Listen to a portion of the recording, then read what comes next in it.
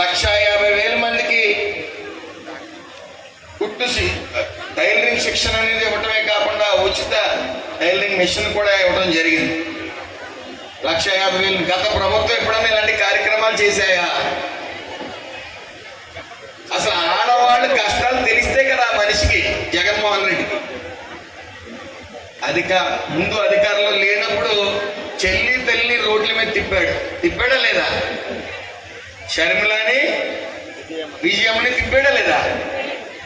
అతను పని అయింది, సీఎం అయ్యాడు, దాన్ని తరివేశాడు. దేనికోసం తరివేశాడండి? ఆస్తి కోసం. అంతకన్నా దుర్మార్గుడు ఇంకొకటి ఉంటాడా? ఇంట్లోనే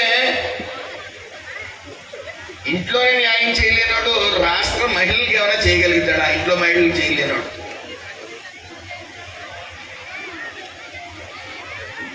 అయితే ఈ యొక్క స్త్రీ శక్తి పథకం